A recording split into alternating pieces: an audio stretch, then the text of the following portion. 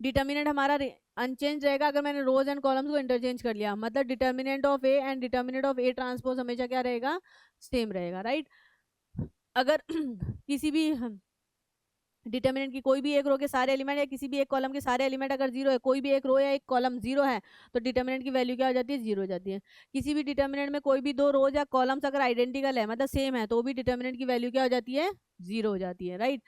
किसी डिटर्मिनेंट की किन्हीं भी दो रोज या कॉलम्स को अगर इंटरचेंज कर देते हैं तो डिटर्मिनेंट का साइन चेंज हो जाता है बाय माइनस, ठीक है।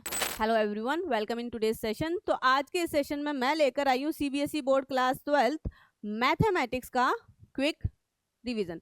हाँ जी, तो आज का ये जो सेशन है वो क्विक रिवीजन का होने वाला है। जैसे कि एग्जाम से पहले हम लोग प्रिपरेशन करते हैं, तो हर एक सब्जेक्ट के हम लोग क्या करते हैं, शॉर्ट नोट्स बना लेते हैं, राइट। कि एग्जाम से जस्ट पहले हम लोग वही शॉर्ट नोट्स देखते हैं, राइट। तो आज का बेसिकली सेशन आपके उन्हीं शॉर्ट नोट्स पे है कि एग्जाम से जस्ट पहले आप लोगों को क्या देखना होगा। तो यहाँ पर मैथ्स का कंप्लीट क्विक रिविजन मैं लेकर आई हूँ, जिसमें हम लोग चैप्टर वाइज शॉर्ट नोट्स देखेंगे कि हर एक चैप्टर में कौन कौन से इंपॉर्टेंट पॉइंट्स है ना, क्या क्या रिजल्ट्स है, क्या थेरीज है, कुछ इंपॉर्टेंट फॉर्मूलाज है, ब्ला ब्ला जो भी है, ठीक है। इंपॉर्टेंट थिंग जिससे हमारे एग्जाम में क्वेश्चंस अपीयर होगा, तो वो मैं यहाँ पर लेकर आई हूँ आपके लिए, ठीक है। तो काइंड ऑफ ये शॉर्ट नोट्स का ही सेशन है आपका। चलो, तो बिना टाइम वेस्ट किए हुए हम लोग अपने सेशन को स्टार्ट कर देते हैं, ठीक है। तो स्टार्ट करते हैं चैप्टर 1 से, ठीक है गाइस। चलो, तो चैप्टर 1 जो कि हमारा बहुत ही छोटा सा चैप्टर है और बहुत प्यारा सा चैप्टर भी है, यह है रिलेशन एंड फंक्शंस का चैप्टर हमारा, ठीक है। तो सबसे पहले हम रिलेशंस की बात करते हैं। तो रिलेशन में हमारे पास जो जनरली क्वेश्चन आता है एग्जाम में, वो किस पे आता है, टाइप्स ऑफ रिलेशन पे। यस, टाइप्स ऑफ रिलेशन पे, ठीक है, टाइप्स ऑफ रिलेशन पे। और जनरली कौन कौन से टाइप्स ऑफ रिलेशन की बात होती है, reflexive, symmetric, transitive and equivalence relation की। बस मोटे बस ये 4 टाइप्स ऑफ रिलेशन, खत्म, राइट। चलो, तो रिलेशन क्या है वो हमें पता है, कार्टेशियन प्रोडक्ट का क्या होता है, सबसेट कोई भी लिया तो वो सबसेट क्या होता है, एक रिलेशन कहलाता है। तो यहाँ पर रिलेशन होने सेट की बात हो रही है, रिलेशन होने सेट की बात हो रही है। जैसे कि अगर मेरे पास कोई भी अगर नॉन एम्प्टी सेट है, तो अगर मैंने एक रोज ए, मेरे पास कोई भी नॉन एम्प्टी सेट है, तो एक रोज ए मैंने लिया, तो इसका अगर मैंने कोई भी सबसेट लेती हूँ, सबसेट को अगर मैंने आर बोला है, तो एक रोज ए का कोई भी अगर सबसेट लिया है, तो ये आर क्या कहलाता है, this R is said to be a relation on the set A. तो इस रिलेशन आर के कौन कौन से टाइप्स हैं, तो वो टाइप्स हम लोग डिस्कस कर रहे हैं यहाँ पर, ठीक है। टाइप्स ऑफ रिलेशन, तो एम्प्टी रिलेशन, किसी भी रिलेशन को हम एम्प्टी रिलेशन बोलेंगे प्रोवाइडेड वो क्या हो, ये जो सबसेट है वो क्या हो, एम्प्टी हो, एम्प्टी सेट हो। एम्प्टी रिलेशन क्या होगा, मतलब एक ऐसा रिलेशन जिसके through no element of set A is related to any element of set A under the relation R, तो वो रिलेशन क्या कहलाएगा, हमारा एम्प्टी रिलेशन कहलाएगा, राइट। वॉइड रिलेशन भी बोलते हैं। यूनिवर्सल रिलेशन आर जो है वो यूनिवर्सल रिलेशन कहलाएगा। एक क्रॉस ए ले लो, जनरली हम लोग एक क्रॉस ए की बात करेंगे, एक क्रॉस बी नहीं लेते हैं, ठीक है बेटा, क्योंकि हम जो भी टाइप्स ऑफ रिलेशन ले रहे हैं वो एक सिंगल सेट पर ले रहे हैं, ठीक है। चलो, तो आर जो है वो ए पर यूनिवर्सल रिलेशन कहलाएगा, provided each element of set is related to every element of set under the relation R. मतलब आर इटसेल्फ किसके इक्वल हो जाएगा, एक क्रॉस ए के इक्वल हो जाएगा, इम्प्रॉपर सबसेट हो जाएगा, तो आर को अपन क्या बोल देते हैं, यूनिवर्सल रिलेशन बोल देते हैं, ठीक है, ओके। अब ये मेन जो है उन पर आओ, रिफ्लेक्सिव रिलेशन। कोई भी रिलेशन जो है सेट ए पर, वो रिफ्लेक्सिव रिलेशन कहलाएगा, provided each element of set A is related to itself under the relation R. Set A का हर एक एलिमेंट खुद से तो रिलेट करे ही अंडर द रिलेशन आर, वो किसी अदर एलिमेंट से भी रिलेट कर सकता है, बट हर एक एलिमेंट खुद से तो रिलेट करना ही चाहिए, that is A comma A belongs to relation R for every A in set A. हर एक एलिमेंट खुद से तो रिलेट करे ही, किसी और से भी रिलेट करता है तो हमें दिक्कत नहीं है, राइट। तो वो रिलेशन क्या कहलाता है, हमारा रिफ्लेक्सिव। सिमेट्रिक रिलेशन की बात करते हैं, तो ये कोई आर जो रिलेशन है ऑन द सेट है वो सिमेट्रिक कहलाएगा, प्रोवाइडेड अंडर दिस रिलेशन अगर A comma B relation R में बिलोंग कर रहा है, तो इसका अगर मैं रिवर्स कर लेती हूँ, दैट इज बी कोमा ए, बेटा ये बी है, ठीक है, ये बी कोमा ए है, तो बी कोमा ए बी जो है वो भी रिलेशन आर में बिलोंग करना चाहिए, and this thing should hold too for all such A B in set A, ठीक है, ओके। ट्रांजिटिव क्या होता है, अगर A comma B relation R में बिलोंग कर रहा है, B comma C relation R में बिलोंग कर रहा है, तो ये इंप्लाई करना चाहिए कि ए कोमा सी भी रिलेशन आर में बिलोंग कर जाए for all such A B C in the set A. तो इन तीनों तो ये हो गया रिफ्लेक्सिव, ये हो गया सिमेट्रिक और ये हो गया ट्रांजिटिव। तो इक्विवेलेंस रिलेशन क्या होता है, अगर कोई रिलेशन है किसी सेट ए पर, वो हमारा रिफ्लेक्सिव भी है, सिमेट्रिक भी है और ट्रांजिटिव है, तो वो क्या कहलाता है, इक्विवेलेंस रिलेशन कहलाता है, राइट। बस हो गया काम। यही है हमारे एग्जाम के पॉइंट ऑफ व्यू से इंपॉर्टेंट टाइप्स ऑफ रिलेशन जिनसे क्वेश्चन हमारे देखने को मिलता है। चलो, एक टाइप ऑफ रिलेशन यहाँ पर एक और है, आइडेंटिटी रिलेशन। आइडेंटिटी रिलेशन क्या होता है, एक ऐसा रिलेशन आइडेंटिटी रिलेशन कहलाएगा कि under that relation each element of set is related to itself only, identity relation मतलब सेट ए का हर एक एलिमेंट केवल खुद से ही रिलेट करे, किसी और से रिलेट ना करे।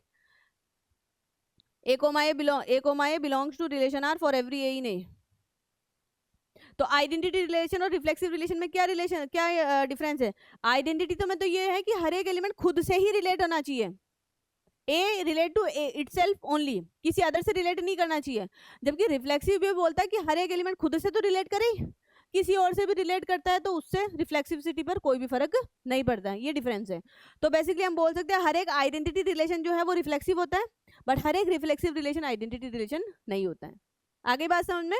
चलो, तो ये डिफरेंस है बस। ये इतने ही टाइप्स ऑफ रिलेशन हमारे पास है, किसमें? रिलेशंस में, जिनसे हमारे पास क्वेश्चंस फॉर श्योर देखने को मिलता है। ठीक है जी, चलो ये तो हो गई इंपॉर्टेंट डेफिनेशन और। अब नेक्स्ट है कुछ formulas some important to remember, या कुछ फॉर्मूलाज। जैसे सपोज यहाँ पर आर मेरे पास रिलेशन है, ऑन ए सेट है, और ए मेरे पास फाइनाइट सेट है जिसकी कार्डिनलिटी क्या है? एन है। मतलब ए में नंबर ऑफ एलिमेंट कितने हैं? एन है। तो टोटल नंबर ऑफ रिलेशन कितने होंगे यहाँ पर? Total number of relation on the set है क्या होंगे? 2n हो जाएगा।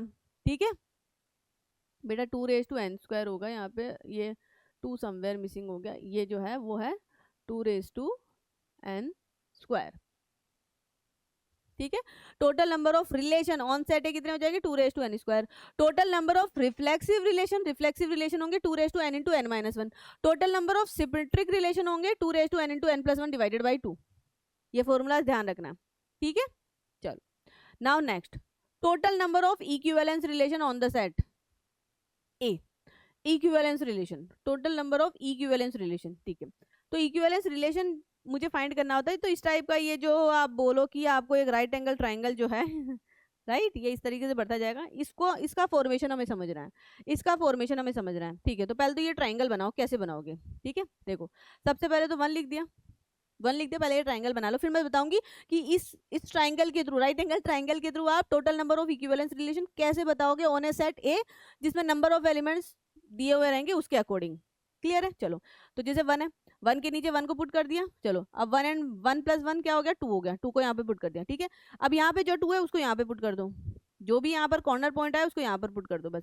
अब 1 एंड 2 को ऐड किया तो 3 मिला, फिर 2 एंड 3 को ऐड किया तो 5 मिला, खत्म, अब कुछ है नहीं, ऐड नहीं होगा। अब इस 5 को यहाँ पर पुट कर दो। ठीक है, 2 एंड 5 को ऐड किया तो 7 मिला, 3 एंड 7 को ऐड किया तो 10 मिला, 5 एंड 10 को ऐड किया तो कितना मिला? 15। अब इस 15 को यहाँ पर पुट कर दो। ठीक है, 15 एंड 5 को ऐड किया तो 20 मिला, 7 एंड 20 को ऐड किया तो 27 मिला, 27 एंड 10 को ऐड किया तो 37 मिला, 37 और 5 को ऐड करोगे तो कितना मिल जाएगा? 52 and keep going like that. देख लो ये मैंने यहाँ तक n = 5 तक बनाया है, यहाँ पे इसी तरीके से चलता जाएगा, इसी तरीके से चलता। तो ये राइट एंगल ट्राइंगल बनाना आ गया। चलो ओके, अब नंबर ऑफ इक्विवेलेंस रिलेशन बनाना है, तो कैसे बताओगे? जैसे ये हुआ, ये फर्स्ट रो जो है वो n = 1 के लिए है, सेकंड वाली जो है n = 2 के लिए है, थर्ड रो n = 3 के लिए हो गई, फोर्थ रो n = 4 के लिए हो गई, एंड फिफ्थ रो n = 5 के लिए हो गई, एंड सो ऑन। तो अगर किसी सेट में नंबर ऑफ एलिमेंट 1 है तो उसमें total number of equivalence relation कितने होंगे? ओनली 1 होगा। अगर किसी सेट में नंबर ऑफ एलिमेंट 2 है तो total number of equivalence relation कितने होंगे? 2 होंगे। किसी सेट में नंबर ऑफ एलिमेंट 3 है तो total number of equivalence relation कितने होंगे? 5 होंगे। किसी सेट में अगर 4 एलिमेंट है तो total number of equivalence relation होंगे 15। किसी सेट में 5 एलिमेंट है मतलब उसकी कार्डिनलिटी 5 है तो उसमें total number of equivalence relation कितने बनेंगे? 52। एंड इसी प्रकार से एक रो यहाँ पर ऐड है, अगर सेट की कार्डिनलिटी अगर 6 है तो total number of equivalence relation कितने होंगे? 203 होंगे, and keep going like that. ठीक है, तो ये राइट एंगल ट्राइंगल बनाने का एल्गोरिथम मैंने बता दिया। तो बस ये हमें बस ये बनाना आना चाहिए, कितना रटोगे, रटेंगे थोड़ी ना, बस ये बनाना आना चाहिए। ये अगर हमें बनाना आ गया तो इस प्रकार से हम किसी भी सेट की कार्डिनलिटी के अकॉर्डिंग उस पर कितने number of total number of equivalence relation क्या होंगे वो हम बता सकते हैं। ठीक है, तो ये 2 इंपॉर्टेंट फॉर्मूलाज था जिनको हमें याद रखना है। क्लियर है? चलिए जी आगे बढ़ते हैं। तो ये तो हो गया हमारा रिलेशंस का। ठीक है, अब नेक्स्ट हम लोग शिफ्ट करते हैं टाइप्स ऑफ फंक्शन पर। ठीक है, तो टाइप्स ऑफ फंक्शन या टाइप्स ऑफ मैपिंग, तो फंक्शंस में हम आ गए बेसिकली। तो हमारे पास यहाँ 2 टाइप्स ऑफ फंक्शंस की हम बात करेंगे। ठीक है, 1 function that is injective function and onto function that is surjective function. ठीक है, तो 1 फंक्शन क्या होता है? सपोज कोई भी मेरा फंक्शन है वो A to B पे डिफाइंड है, ए मेरा डोमेन है, बी मेरा कोडोमेन है, ए टू बी पे डिफाइंड है। तो ये एफ फंक्शन जो है, ये मैपिंग जो है वो मेरी 1 1 होगी, प्रोवाइडेड सेट ए के डिस्टिंक्ट एलिमेंट्स की सेट बी में डिस्टिंक्ट इमेजेस हो। All the distinct element of set A has distinct images in set B. Set A के डिस्टिंक्ट एलिमेंट्स की सेट बी में डिस्टिंक्ट इमेजेस होनी चाहिए। तो इस टाइप का जो भी फंक्शन है, जो भी मैपिंग है, वो क्या हो जाती है हमारी 1 1 हो जाती है। करेक्ट है डेफिनेशन वही। और 1 1 बोल दो या फिर इंजेक्टिव बोल दो, बात बराबर है। ठीक है। अच्छा, method to show 1 1, method to show 1 1। ठीक है, तो यहाँ पर बहुत सारे मेथड है, पर हम लोग जो मैथमेटिकल डेफिनेशन मतलब जो डेफिनेशन से ही निकल के आया वही मेथड हम लोग यहाँ पर बात करेंगे। तो किसी भी सेट को, किसी भी फंक्शन को अगर मुझे 1 1 बताना है तो हम लोग क्या करेंगे? देखो डेफिनेशन क्या बोलती है। डेफिनेशन तो बोलती है, अगर सपोज करो मैंने x1 एंड x2 अगर डोमेन के पॉइंट लिए हैं, x1 एंड x2 मैंने डोमेन के पॉइंट लिए हैं, और मैंने बोला x1 और x2 डिस्टिंक्ट है, मतलब दोनों इक्वल नहीं है, तो ये इंप्लाई करना चाहिए कि इनकी इमेजेस भी डिस्टिंक्ट होनी चाहिए। यही है ना डेफिनेशन। डेफिनेशन यही बोल रहा है ना कि डिस्टिंक्ट एलिमेंट्स की डिस्टिंक्ट इमेजेस होनी चाहिए। बस, तो आप कोई भी दो आर्बिट्री एलिमेंट जो कि इक्वल नहीं है ये लोगे और आप शो कर दोगे कि उनकी इमेजेस भी इक्वल नहीं है, तो फंक्शन क्या हो जाएगा? 1 1 हो जाएगा। बट जनरली हम लोग ये नहीं यूज करते, हम इस डेफिनेशन का क्या यूज करते हैं? नेगेशन यूज करते हैं। नेगेशन का मतलब not this implies not this, मतलब हम लोग क्या लेके चलते हैं? हम लोग लेके चलते हैं let F at x1 is equal to F at x2 for any two arbitrary point x1 and x2, दोनों की इमेजेस क्या सेम है, तो ये इंप्लाई कर देना चाहिए कि दोनों के दोनों एलिमेंट भी क्या है? सेम है। दोनों के दोनों एलिमेंट्स भी क्या है? सेम है। नेगेशन लेते हैं, not this implies not this, मतलब अगर F at x1 equal to F at x2 है तो हमें शो करना होगा x1 is equal to x2, और ये हमें मिलना चाहिए यूनिकली। ये हमें मिलना चाहिए यूनिकली। x1 x2 में कोई दूसरा रिलेशन अगर आ रहा है तो वो वैलिड नहीं होना चाहिए, एक ही वैलिड रिलेशन आना चाहिए। इसको सॉल्व करने पर x1 इक्वल टू x2, तो मेरा फंक्शन 1 1 हो जाएगा। और अगर फंक्शन 1 1 नहीं है तो उसको क्या बोल देते हैं हम? Many one function. If a function not 1 1 तो उसको अपन बोल देते हैं मैनी वन फंक्शन। ठीक है गाइस, चलो तो 1 1 का डेफिनेशन और ये टू शो 1 1 बता दिया। ओके, नेक्स्ट हम लोग बात करते हैं onto function. Onto function या फिर सब्जेक्टिव फंक्शन। तो ऑन टू फंक्शन क्या होता है? ऑन टू फंक्शन का एफ जो फंक्शन है मेरा ए टू बी, ये मेरा ऑन टू फंक्शन होगा प्रोवाइडेड, ये मेरा ऑन टू फंक्शन होगा provided for every Y in B. For every Y in B, B set का कोई भी एलिमेंट लिया, for every Y in B there exist x in a such that f at x is equal to y मिल जाए। यही है definition. मतलब कि codomain का कोई भी, for every element of codomain there exist an element in domain such that उस element की, डोमेन के उस एलिमेंट की इमेज क्या हो? y हो। यही है ना ऑन टू का डेफिनेशन। तो अगर ऐसा अगर सेटिस्फाइड हो रहा है तो वो मेरा फंक्शन है क्या कहलाता है? ऑन टू कहलाता है। मतलब कि इसका समझने के लिए ऐसे समझो कि मतलब कोडोमेन के सारे एलिमेंट है ना, ये जैसे कोडोमेन है, कोडोमेन के सारे एलिमेंट, डोमेन के किसी न किसी एलिमेंट की क्या होनी चाहिए? इमेज होनी चाहिए। कोडोमेन का कोई भी पॉइंट है छूटना नहीं चाहिए, कोडोमेन का कोई भी पॉइंट छूटना नहीं चाहिए। तो इसका क्या मतलब हुआ? कोडोमेन हमारा किसके इक्वल होना चाहिए? रेंज के इक्वल होना चाहिए।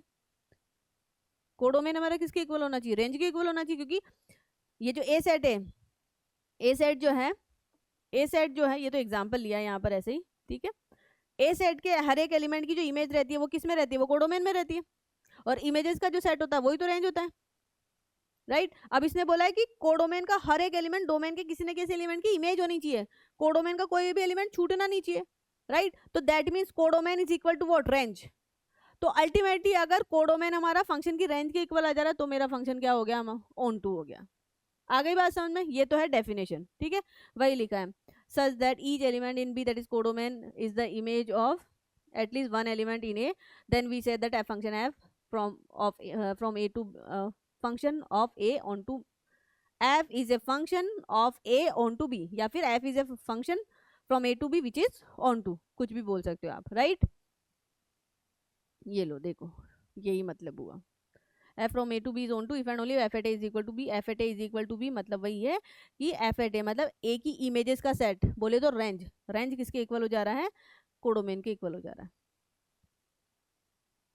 ठीक है। चलो अब डेफिनेशन तो समझ में आ गई। अब बात ये आ रही है कि हम एग्जाम में किसी भी फंक्शन को अगर ऑन टू आता है तो शो कैसे करेंगे। देखो गाइस, आप अगर फंक्शन की रेंज निकाल दोगे और रेंज बता दोगे कोडोमेन के इक्वल है तभी भी फंक्शन आपका ऑन टू हो जाएगा, ये तो ट्रू है। बट एग्जाम में आई सजेस्ट यू रेंज के थ्रू ऑन टू मत बताना, ठीक है।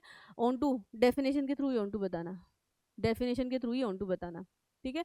तो ऑन टू बताने के लिए क्या करोगे? एल्गोरिथम है सिंपल सा, for every Y in B लोगे ना, देर उसके लिए एक्स फाइंड करना है, कोडोमेन का कोई भी एलिमेंट लिया उसके लिए आपको क्या करना होगा, एक्स इन डोमेन फाइंड करना होगा जो कि इस रिलेशन को क्या करे, सेटिस्फाइड करे, यही बताना है ना डेफिनेशन के थ्रू। अच्छा, तो आप क्या करोगे, कोडोमेन का कोई भी आर्बिट्री एलिमेंट लोगे, ये लो, ये सिंपल सा एल्गोरिथम फॉलो करोगे, टू शो ऑन टू ये सिंपल सा एल्गोरिथम फॉलो करोगे, ठीक है। इसको ऑन टू मुझे बताना है। तो फर्स्ट स्टेप क्या है, choose an arbitrary element y in b, ठीक है। आप लोगे y belonging to b, codomain का कोई भी आर्बिट्री एलिमेंट है, ठीक है, ओके। और फिर पुट कर दोगे f x is equal to y. भाई इस y के लिए आपको x ही तो फाइंड करना है, इस y के लिए आपको x ही तो फाइंड करना है। आर्बिट्री पॉइंट लिया, आर्बिट्री पॉइंट के लिए अगर x मिल गया मतलब कि b पॉइंट के सारे y's के लिए x मिल जाएगा, करेक्ट ना, यही हुआ, ठीक है। फिर आप ले लोगे f x is equal to y, फिर इसको सॉल्व करोगे, ये एक इक्वेशन मिल जाएगी। अब इसको सॉल्व करोगे और आप x को लिखोगे x in terms of y, ठीक है। Solve this equation f x is equal to y for x and obtained x in terms of y, that is x मान लो x as a function of y, g is the function of y, मिल गया, ये मिल गया। अब उसके बाद आपको identify करना है, ये जो y है वो किसका एलिमेंट है, b का एलिमेंट है। तो b सेट का कोई भी एलिमेंट, कोई भी y अगर आप इस रूल में पुट कर रहे हो, ये एक रूल आएगा ना y में, इसमें पुट कर रहे हो, तो उसके अकॉर्डिंग जो भी x की वैल्यू आ रही है, अगर ये x आपको मिल पा रहा है, ये x आपका a में ही बिलोंग कर रहा है, मतलब डोमेन का ही पॉइंट है, तब तो आपका काम हो गया। तो ये शो कर देगा कि कोडोमेन का कोई भी पॉइंट लिया, कोडोमेन के हर एक पॉइंट के लिए, दैट इज हर एक y के लिए एक ना एक x डोमेन में मिल रहा है, ठीक है। मतलब कोडोमेन का हर एक पॉइंट, बी सेट का हर एक पॉइंट ए सेट के किसी न किसी एलिमेंट की क्या इमेज है, राइट। तो फंक्शन आपका हो गया ऑन टू। बट अगर आपको कहीं पर ऐसा मिल रहा है कि कोडोमेन इस बी का एटलीस्ट एक y ऐसा मिल रहा है, इस बी सेट का एटलीस्ट एक y ऐसा मिल रहा है कि उस y को अगर इस जी वाई में अगर मैं पुट कर रही हूँ तो जो x की वैल्यू आ रही है वो मेरा ए सेट में बिलोंग नहीं कर रहा है, x की वैल्यू ए सेट में बिलोंग नहीं कर रहा है, तो सीधा सीधा आप बोल दोगे कि फंक्शन आपका ऑन टू नहीं है। बस यही एल्गोरिथम है। If for all values of y in b the values of x obtained from x equal to gy are in a, then f is onto. If there are some y in b for which x given by this is not in a, then f is not on to। बस ये इतना सा ही rule है। आपको इस rule या algorithm जो भी बोल दो, इसके थ्रू फंक्शन को ऑन टू बताना होगा, ना कि रेंज इक्वल टू कोडोमेन। भाई कोई एग्जामिनर नहीं एक्सेप्ट करेंगे इसको, ठीक है, इसीलिए तो ऑन टू बताने के लिए यही एल्गोरिथम यूज करना होगा, मतलब डेफिनेशन को ही यूज में लेना पड़ेगा, ठीक है guys. So this is how आप 1 भी बता सकते हो और ऑन टू भी बता सकते हो फंक्शन को, ठीक है, क्लियर है, ओके। चलो नेक्स्ट फिर आपके पास आता है 1 and onto function, that is bijective function.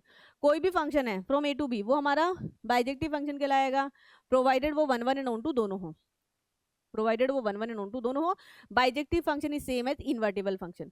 कोई भी function from a to b invertible होगा प्रोवाइडेड वो 1 एंड ऑन टू दोनों हो, ठीक है। तो वही है, ये एक एरो डायग्राम एक्सप्लेन किया है यहाँ पे। चलो ठीक है गाइज, चलो ये तो थ्योरी का पार्ट आ गया, ठीक है। अब ये कुछ फॉर्मूलाज है। अगर डोमेन एंड कोडोमेन जो हमारे पास है, दोनों के दोनों क्या है, अगर फाइनाइट सेट्स हैं, दोनों के दोनों क्या है, फाइनाइट सेट्स हैं, तो हम number of 1 function, number of onto function and number of bijective functions की बात कर सकते हैं। बट इस केस में क्या होना चाहिए, डोमेन एंड कोडोमेन की जो कार्डिनलिटीज है, फाइनाइट सेट तो हो, साथ के साथ उनकी कार्डिनलिटीज मतलब नंबर ऑफ एलिमेंट कितने लाई कर रहे हैं वो भी हमारे पास होने चाहिए, ठीक है। तो सबसे पहले मैं यहाँ पर बता रही हूँ number of 1 function, number of 1 function. तो बेटा पहले समझो, देखो सबसे पहले समझो कि f मेरा फंक्शन है फ्रॉम ए टू बी, ठीक है। मान लो सेट ए की कार्डिनलिटी है m और सेट बी की कार्डिनलिटी है n।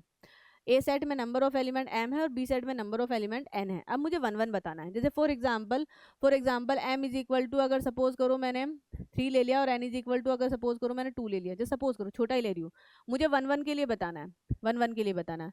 तो ए सेट में 3 एलिमेंट लिए, मान लो अल्फा बीटा गामा ले लिया, है ना, जैसे सपोज कर लो। एंड बी सेट में मैंने 2 ही एलिमेंट लिए, मानो ए और बी ले लिया, और ये एफ मैप है फ्रॉम ए टू बी, और मुझे 1 बताना है। तो बेटा अगर ऐसा हो रहा है कि डोमेन की cardinality is greater than the codomain cardinality, domain में नंबर ऑफ एलिमेंट अगर कोडोमेन से ज्यादा है तो क्या ये फंक्शन 1 हो सकता है? In this case my m is greater then n है, तो क्या ये फंक्शन 1 हो सकता है? नहीं हो सकता, क्योंकि 1 के लिए क्या होना चाहिए, डोमेन के डिस्टिंक्ट एलिमेंट्स की कोडोमेन में डिस्टिंक्ट इमेजेस होनी चाहिए। अब पॉसिबल ही नहीं है। अगर अल्फा ए पे जा रहा है, बीटा अगर बी पे जा रहा है, तो फिर गामा किस पे जाएगा? अगर ये फंक्शन है तो गामा को ए और बी में से किसी पे जाना पड़ेगा, अगर ये फंक्शन है, अगर एफ को मैंने फंक्शन बोला है तो ऑब्वियसली बात है डोमेन का कोई पॉइंट छूटेगा थोड़ी ना, फंक्शन है तो मतलब गामा भी किसी ना किसी पॉइंट पे तो जाएगा। अगर बी पे चला गया तो यहाँ पर मुझे मिल रहा है beta and gamma different different point है पर दोनों की इमेज सेम है, तो ये फंक्शन कभी भी 1 1 नहीं होगा। तो सबसे पहली बात 1 1 होने के लिए ये वाला केस नहीं होगा। अगर ये वाला केस है तो नंबर ऑफ, अगर ये वाला केस है तो number of 1 1 function from a to b जो रहेंगे वो हो जाएंगे 0, that is no number of 1 1 function. ठीक है, तो अगर ऐसा रहेगा तो कभी 1 1 फंक्शन नहीं मिलेगा। तो 1 1 के लिए हमारे पास होना चाहिए डोमेन की cardinality less than and equal to codomain cardinality. Domain की cardinality is less than and equal to codomain की कार्डिनलिटी, मतलब m इज लेस देन और इक्वल टू n। जब m इज लेस देन और इक्वल टू n है तो number of 1 1 function कितने होंगे, नंबर ऑफ 1 1 फंक्शन कितने हो जाएंगे, npm हो जाएगा। तो नंबर ऑफ 1 1 फंक्शन हो जाएंगे npm, और npm हमें पता ही है क्या होगा, n factorial divided by n minus m factorial. आ गया रे समझ में? देखो मैंने इसलिए बताया क्योंकि बहुत से बच्चों को ये nm मतलब उनको नहीं समझ में रहता कौन बड़ा होना चाहिए कौन छोटा होना चाहिए, वो ऐसे फॉर्मूला रट के चले जाते हैं। समझ के करो भाई।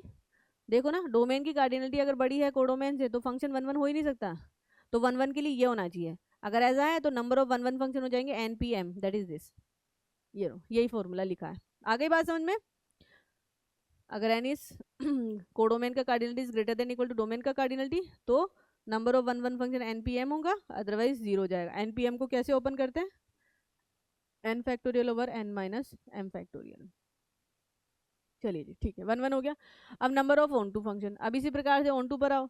अगर ऑन टू है मेरे पास, अगर मैं ऑन टू की बात कर रही हूँ, ऑन टू की बात कर रही हूँ, ठीक है, ऑन टू की बात कर रही हूँ, एफ मेरा ए टू बी पे फंक्शन है, तो कार्डिनलिटी यहाँ पर ए में तो नंबर ऑफ एलिमेंट m है और बी में नंबर ऑफ एलिमेंट n है, ये लिया।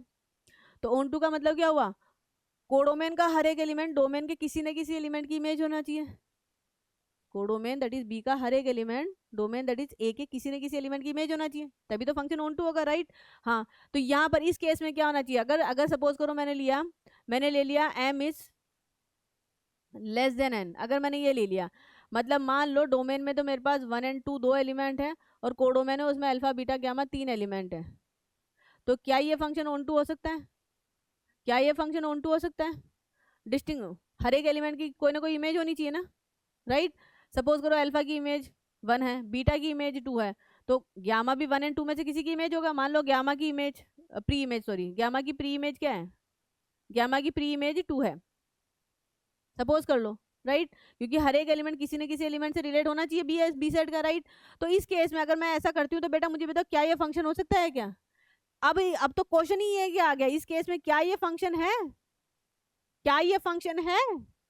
नहीं है। फंक्शन तो तब होगा ना जब कि डोमेन के हर एक एलिमेंट की एक ही इमेज हो, ए सेट के हर एक एलिमेंट की one and only one image हो, ए सेट के हर एक एलिमेंट की one and only one image हो, तभी ये फंक्शन होगा, अदरवाइज कोई फंक्शन ही नहीं होगा।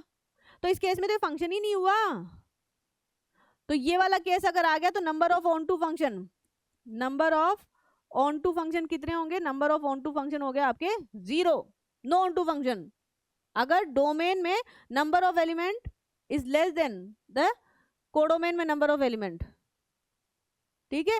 तो ऑन टू फंक्शन के लिए भी आपको चाहिए डोमेन में चाहिए कि डोमेन में number of element greater than in equal to codomain में नंबर ऑफ एलिमेंट। रटना नहीं है, समझना है, रटना नहीं है, समझना है। तो अगर ये केस हो रहा है कि डोमेन में number of elements are greater than and equal to number of element in codomain, तब मैं ऑन टू फंक्शंस की बात करती हूँ। हाँ, तो ये वाला केस तो रहेगा ही नहीं, राइट? हाँ, तो मेरे को यही मिलना चाहिए, m इज ग्रेटर देन और इक्वल टू n, ठीक है? हाँ भाई, ये वो इनइक्वलिटी का साइन थोड़ा सा ठीक है। इस केस में तो 0 हो गया और इस केस में तो यहाँ पर अलग अलग केसेस है। अगर n और m सेम है, अगर n और m सेम है, ठीक है, तब तो number of onto functions हो जाएंगे n फैक्टोरियल, ठीक है?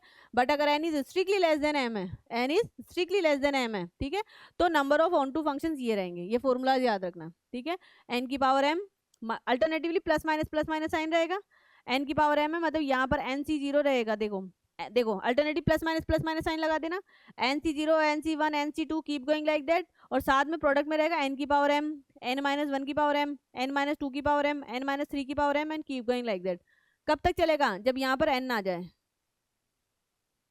ठीक है। तो इस प्रकार से ये फॉर्मूला आपको याद रखना रहेगा। तो इस फॉर्मूला के थ्रू आप number of onto function बता सकते हो।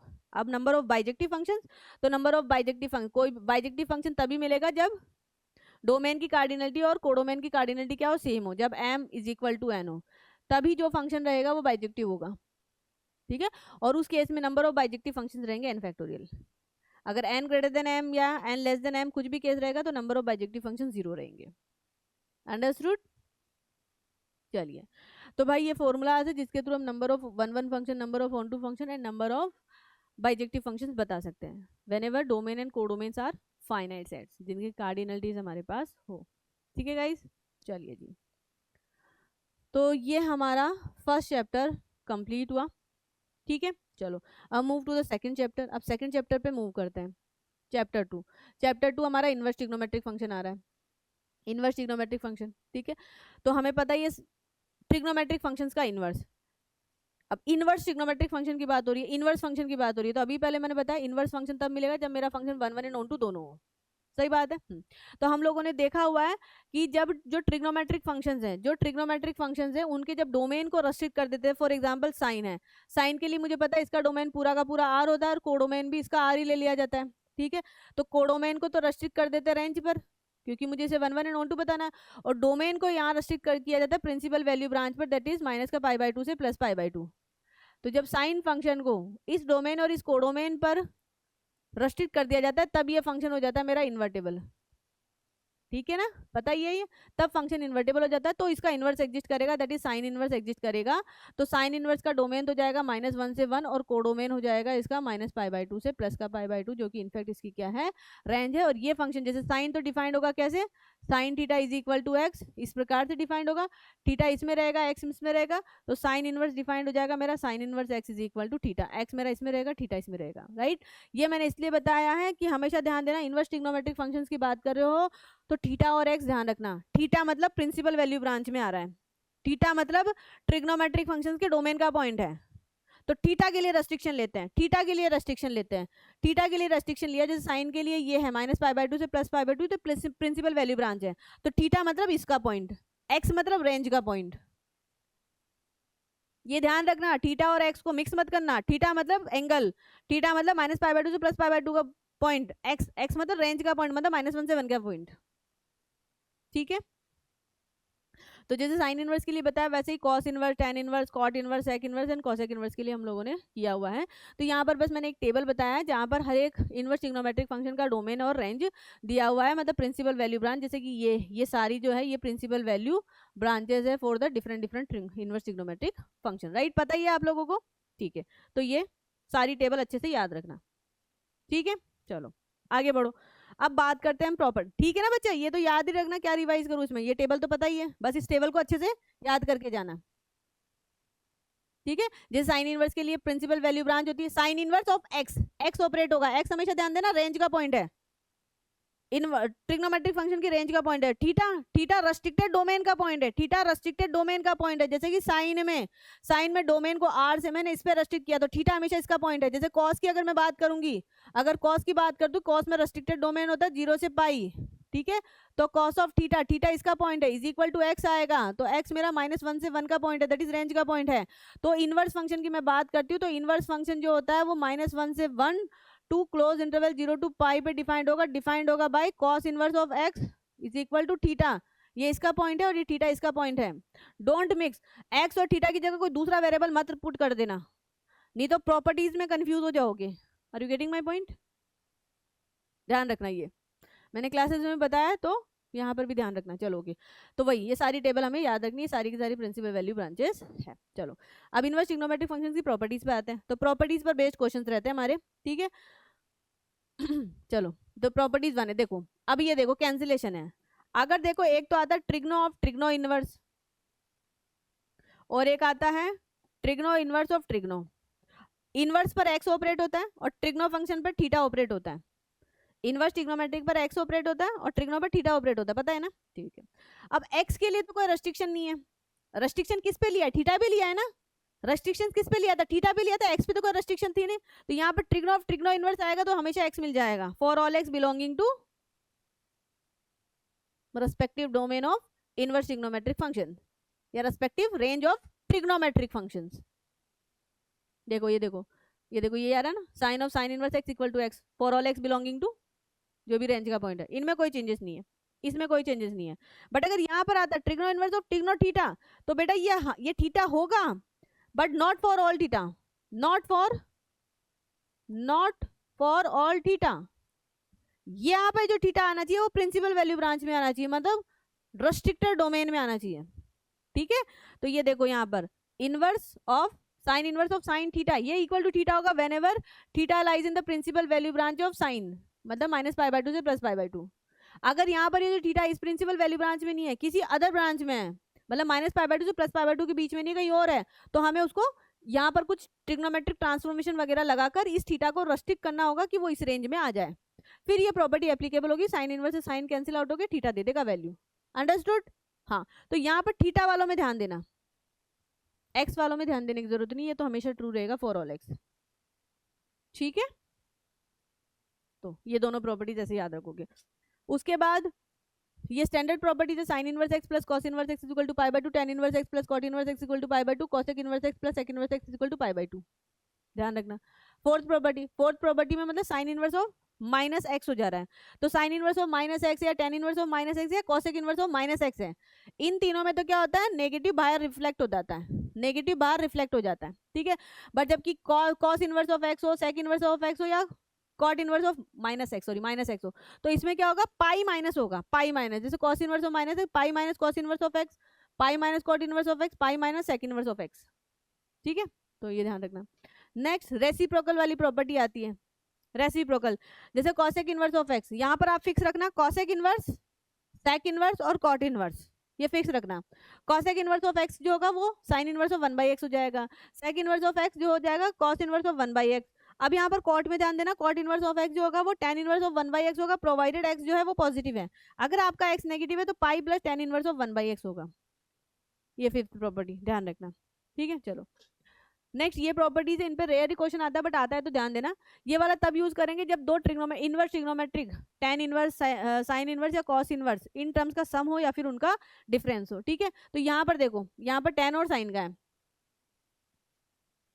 तो tan inverse x plus tan inverse y, देखो प्लस है, देखो कैसे याद रखोगे, यहाँ पर प्लस है, यहाँ पर भी प्लस है, तो प्लस वाले केसेस में केसेस यहाँ पर सब केसेस कंसिडर होंगे, जबकि माइनस वाले केस में एक सिंगल फॉर्मूलाज होंगे, माइनस वाले केस में सिंगल फॉर्मूलाज होंगे, ऐसे याद रखना।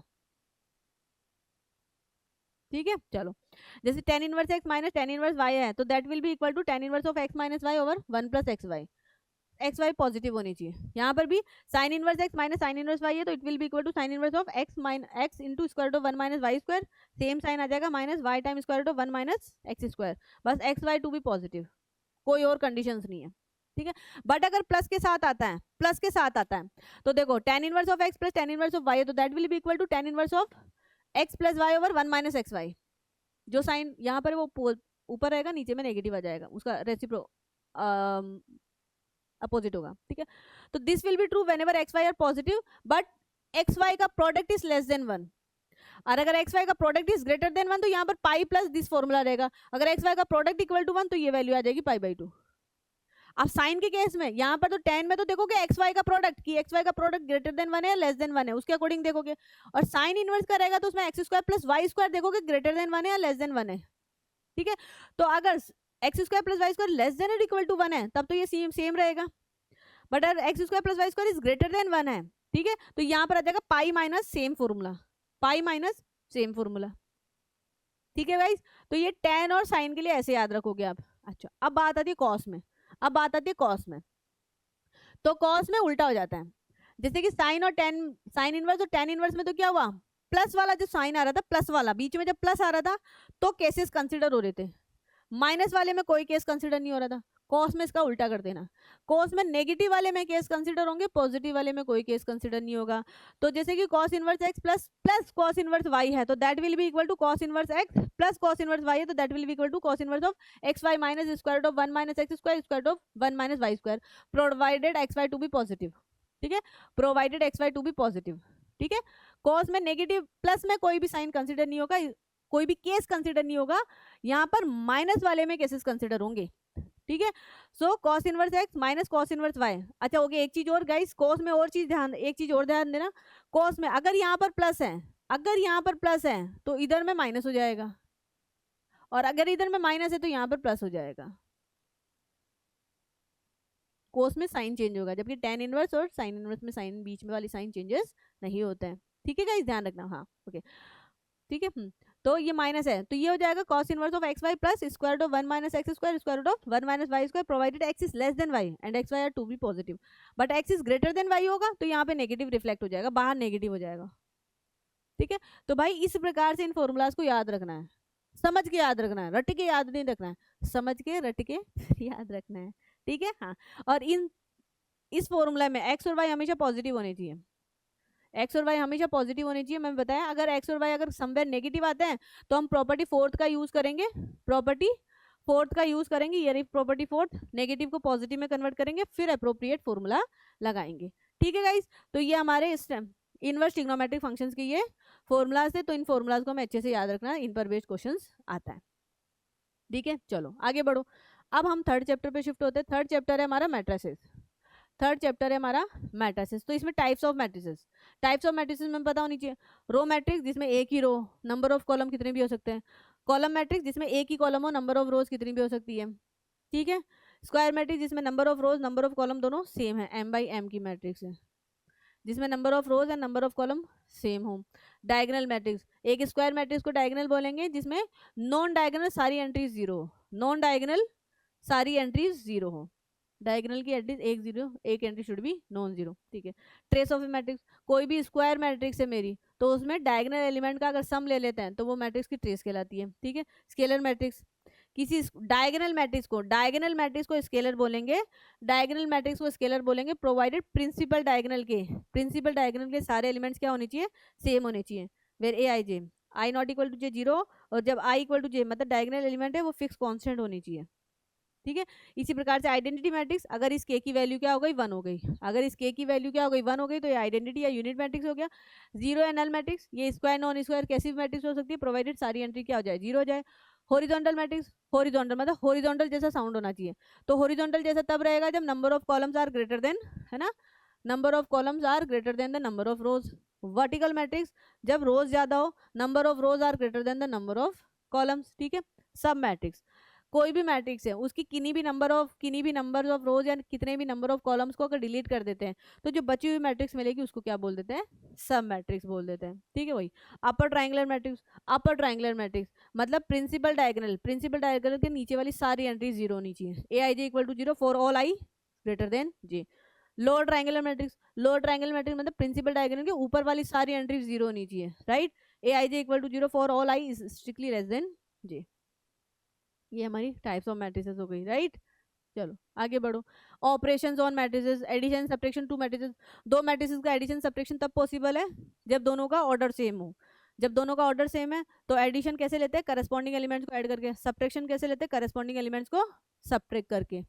ठीक है भाई, एडिशन हमारा कम्यूटेटिव होता है, एडिशन हमारा दो मैट्रिसेस का एडिशन हमारा कम्यूटेटिव होता है, एसोसिएटिव होता है। एडिटिव आइडेंटिटी एलिमेंट जो होता है मैट्रिक्स होती है, नल मैट्रिक्स होती है। एडिटिव इनवर्स मैट्रिक्स जो होती है वो हर एक मैट्रिक्स का इनवर्स, हर एक एलिमेंट का, हर एक मैट्रिक्स का नेगेटिव इटसेल्फ होता है। ठीक है, मल्टीप्लीकेशन, दो matrices, two matrices are said to be comfortable for multiplication provided first matrix के number of columns second matrix के नंबर ऑफ रोज के क्या होने चाहिए, इक्वल होनी चाहिए, तब मल्टीप्लीकेशन पॉसिबल होगा, राइट। जैसे ए अगर m बाई के की मैट्रिक्स है तो b should be k by Q order matrix, तो इनका मल्टीप्लीकेशन, ये इंडेक्स सेम है तो मल्टीप्लीकेशन पॉसिबल होगा, और मल्टीप्लीकेशन पे जो मैट्रिक्स मिलेगी उसका साइज हो जाएगा m इंटू के। और आई जेथ एंट्री है ना, इस मैट्रिक्स की अगर कोई भी आई जेथ एंट्री मुझे चाहिए तो क्या करेंगे, ए मैट्रिक्स की ith रो को लूंगी और बी मैट्रिक्स के jth कॉलम को लूंगी।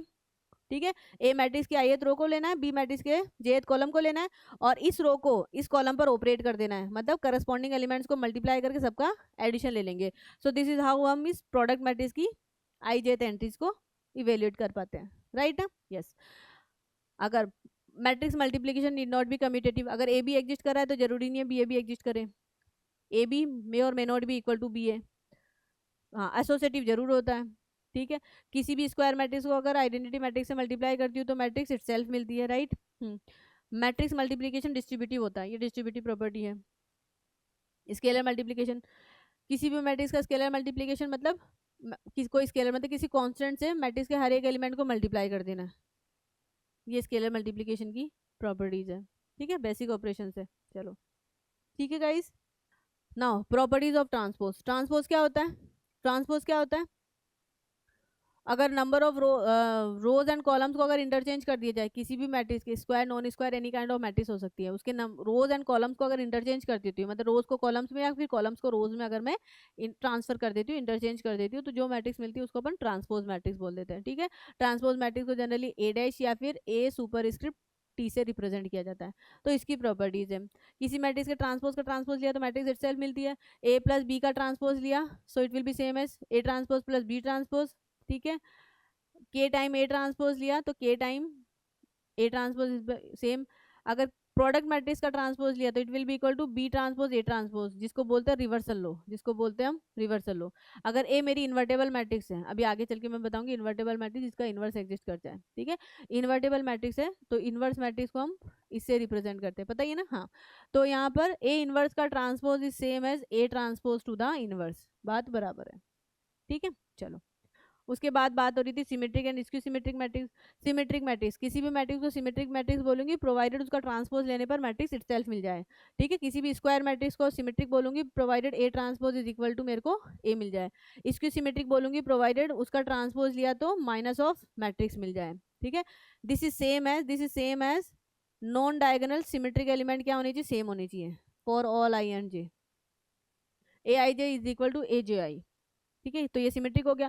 इसके सिमेट्रिक में सेम होना चाहिए, इसके सिमेट्रिक में क्या होना चाहिए? इसके सिमेट्रिक में होना चाहिए A I J is equal to minus of A J I for all I and J. तो डायगोनल एलिमेंट में जब आई और जे सेम होता है तो A I I equal to minus of A I I same as diagonal element zero. हाँ, तो A I J is equal to minus of A J I for all I and J, for all I not equal to J. और diagonal elements के लिए क्या होना चाहिए? Zero होना चाहिए, मतलब ये होना चाहिए, ठीक है। चलो सिमेट्रिक इसकी सिमेट्रिक मैट्रिक्स हो गया। अब इसकी प्रॉपर्टीज है, सारी प्रॉपर्टीज हमें ध्यान रखना है कि अगर ए मेरे पास कोई भी स्क्वायर, देखो ये वाली प्रॉपर्टी ओनली स्क्वायर मैट्रिक्स के लिए, ओनली स्क्वायर मैट्रिक्स के लिए। अगर ए मेरे पास कोई भी स्क्वायर मैट्रिक्स है, ठीक है, तो ए प्लस ए ट्रांसपोज हमेशा सिमेट्रिक होगा, ए माइनस ए ट्रांसपोज हमेशा इसकी सिमेट्रिक होगा, राइट। और ए ट्रांसपोज हमेशा क्या होगा? सिमेट्रिक मैट्रिसेस होगी, हम इजीली प्रूव कर सकते हैं इनको, राइट। अगर ए और बी अगर मेरे पास सिमेट्रिक मैट्रिसेस है तो इनका प्रोडक्ट जो होगा वो सिमेट्रिक होगा प्रोवाइडेड ए और बी दोनों एक दूसरे से क्या करे? कम्यूट करे। B transpose a b matrix है, ये मेरी सिमेट्रिक और इसकी सिमेट्रिक होगी अकॉर्डिंगली एज ए सिमेट्रिक और इसकी सिमेट्रिक। अगर बीच वाली मैट्रिक्स अगर सिमेट्रिक है तो ये वाली प्रोडक्ट मैट्रिक्स सिमेट्रिक होगी, बीच वाली मैट्रिक्स अगर इसकी सिमेट्रिक है तो ये प्रोडक्ट मैट्रिक्स इसकी सिमेट्रिक होगी, ठीक है। यहाँ पर इस केस में ए और बी दो ली गई है वो सिमेट्रिक मैट्रिसेस ली गई है। अगर ए और बी दो अगर symmetric matrices of the same order है तो उनका सम सिमेट्रिक होगा, डिफरेंस उनका सम ए प्लस बी क्या होगा? हमारा सिमेट्रिक होगा। ए बी माइनस बी है हमारा इसके सिमेट्रिक होगा, जबकि ए बी प्लस बी है ये हमारा सिमेट्रिक होगा, ठीक है। ये प्रॉपर्टीज है। एक प्रॉपर्टी और है जो लिखी नहीं है यहाँ पे, मेंशन नहीं है। हाँ, एक प्रॉपर्टी ये है कि every square matrix can be uniquely expressed as a sum of a symmetric and skew symmetric matrix. पता है ना, जैसे ए मेरे पास कोई भी स्क्वायर मैट्रिक्स है तो मैंने अभी बताया था ये ए प्लस ए ट्रांसपोज सिमेट्रिक रहेगी, जबकि ए माइनस ए ट्रांसपोज हमेशा इसकी सिमेट्रिक मैट्रिक्स रहेगी। अब इसका अगर सम ले लेती तो ट्वाइस ए हो गया, बट मुझे तो ए के इक्वल चाहिए तो हाफ से मल्टीप्लाई कर दो, क्या ही फर्क पड़ेगा। इस एक्सप्रेशन को अगर मैं सिंप्लीफाई करूंगी तो मेरे को ए के इक्वल मिल रहा है। ये वाला तो क्या हो गया? सिमेट्रिक पार्ट हो गया, और ये वाला पार्ट क्या हो गया? इसकी सिमेट्रिक पार्ट हो गया, राइट ना। चलिए, तो ये हो गया हमारा मैट्रिसेस। नेक्स्ट शिफ्ट करते हैं हम डिटर्मिनेंट पर। तो सबसे पहले अपन बात कर लेते हैं प्रॉपर्टीज ऑफ डिटर्मिनेंट की, ठीक है। तो they are some basic properties. Evaluation of determinant तो सबको पता ही है, तो प्रॉपर्टीज ऑफ डिटर्मिनेंट की बात कर लेते हैं। जैसे कि डिटर्मिनेंट हमारा अनचेंज रहेगा अगर मैंने रोज एंड कॉलम्स को इंटरचेंज कर लिया, मतलब determinant of A and determinant of A transpose हमेशा क्या रहेगा? सेम रहेगा, राइट। अगर किसी भी डिटर्मिनेंट की कोई भी एक रो के सारे एलिमेंट या किसी भी एक कॉलम के सारे एलिमेंट अगर जीरो है, कोई भी एक रो या एक कॉलम जीरो है तो डिटर्मिनेंट की वैल्यू क्या हो जाती है? जीरो हो जाती है। किसी भी डिटर्मिनेंट में कोई भी दो रोज या कॉलम्स अगर आइडेंटिकल है, मतलब सेम है, तो भी डिटर्मिनेंट की वैल्यू क्या हो जाती है? जीरो हो जाती है, राइट। किसी डिटर्मिनेंट की किन्हीं भी दो रोज या कॉलम्स को अगर इंटरचेंज कर देते हैं तो डिटर्मिनेंट का साइन चेंज हो जाता है बाय माइनस।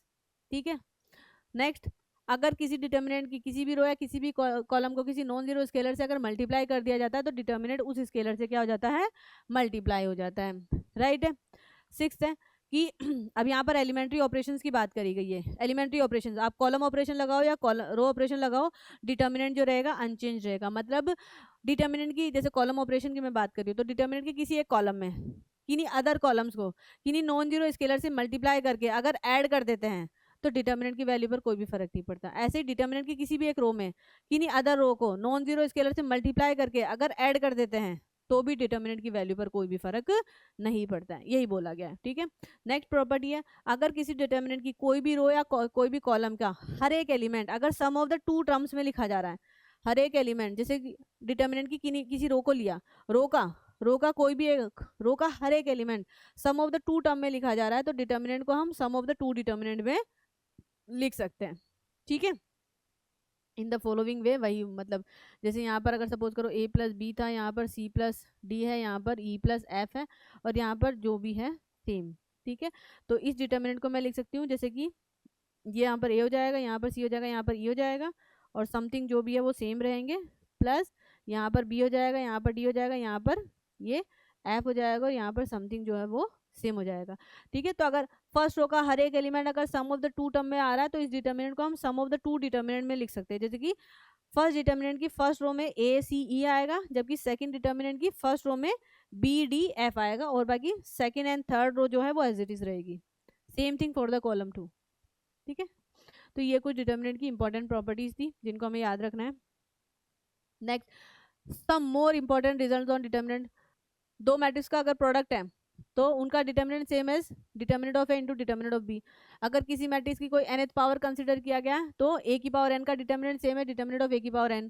आइडेंटिटी मैट्रिक्स का डिटर्मिनेंट 1 होता है, नल मैट्रिक्स का डिटर्मिनेंट 0 होता है। स्क्वायर मैट्रिक्स है, कोई भी स्क्वायर मैट्रिक्स है वो नॉन सिंगुलर होगी प्रोवाइडेड उसका डिटर्मिनेंट नॉट इक्वल टू 0, और वो सिंगुलर होगी प्रोवाइडेड डिटर्मिनेंट 0 हो। नॉन सिंगुलर बोल दो या इन्वर्टेबल बोल दो, बात बराबर है। ठीक है, अगर डायगोनल मैट्रिक्स है उसका डिटर्मिनेंट क्या होगा, product of the diagonal element. अगर मेरे पास कोई ट्राइंगुलर मैट्रिक्स है, ट्राइंगुलर मैट्रिक्स है मतलब अपर ट्राइंगुलर मैट्रिक्स है या लोअर ट्राइंगुलर मैट्रिक्स है, तभी भी उसका डिटर्मिनेंट क्या होता है, product of the diagonal elements. अगर ए और बी कोई नॉन जीरो मैट्रिसेस है such that A B equal to, उनका प्रोडक्ट जीरो है, नॉन जीरो मैट्रिसेस है, ठीक है, सच दैट उनका प्रोडक्ट अगर जीरो आ रहा है, ठीक है, तो प्रोडक्ट मैट्रिक्स का डिटर्मिनेंट क्या हो गया, जीरो हो गया। तो ये इंप्लाई कर देगा कि determinant of A equal to zero और determinant of B is equal to zero, तो ए और बी का डिटर्मिनेंट भी क्या हो जाएगा, जीरो हो जाएगा। राइट, ओके, ये एक इंपॉर्टेंट है। राइट, स्केलर मल्टीपल है, के टाइम ए मैट्रिक्स का determinant is same as k की power n time determinant of A, where A B है एन बाई एन।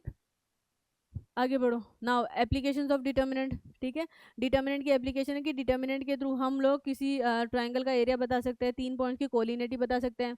तो फर्स्ट एप्लीकेशन है एरिया ऑफ ए ट्राइंगल, कि the area of A triangle जिसके vertices ये दिए हुए हैं, ठीक है, वो कैसे दिया जाएगा, the absolute value of course, क्योंकि area will never be positive, मतलब इसको एब्सोल्यूट वैल्यू में डालना पड़ेगा, half of x1 y1 1 x2 y2 1 x3 y3 1, इस मैट्रिक्स का डिटर्मिनेंट।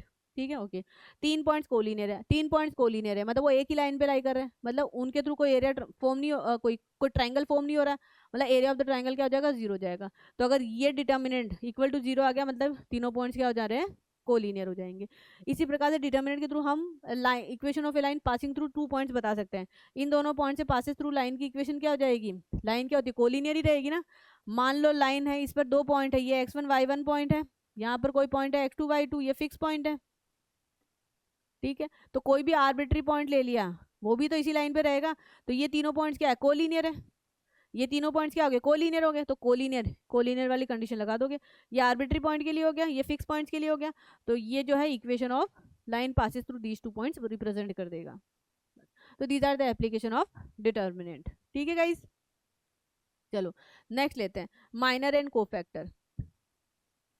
माइनर एंड कोफैक्टर, ठीक है, तो माइनर एंड कोफैक्टर हमेशा किसी एक एलिमेंट के निकाले जाते हैं। जैसे मेरे पास ए, अगर मेरे पास कोई भी n बाई एन की मैट्रिक्स है, matrix must be square. Of course determinant की मैं बात कर रही हूँ तो हम स्क्वायर मैट्रिक्स में डील कर रहे हैं, डिटर्मिनेंट में कभी भी नॉन स्क्वायर मैट्रिक्स नहीं आती है, ठीक है ना। चलो, तो इसका कोई भी एलिमेंट लिया, मान लो इसका कोई आई जे एलिमेंट लिया है, तो इसका माइनर, इसका जो माइनर रहेगा उसको हम कैपिटल एम आई जे से रिप्रेजेंट करते हैं। और इसको कैसे ये कैसे मिलेगा, इस मैट्रिक्स की हमें क्या करना होगा, आई रो एंड जे कॉलम को डिलीट कर देंगे, तो n-1 ऑर्डर की सब मैट्रिक्स मिल जाएगी, m-1 ऑर्डर की सब मैट्रिक्स मिल जाएगी। इस सब मैट्रिक्स का अगर मैंने डिटर्मिनेंट निकाला तो वो डिटर्मिनेंट कहलाता है इस एलिमेंट का minor, that is M I J, ठीक है।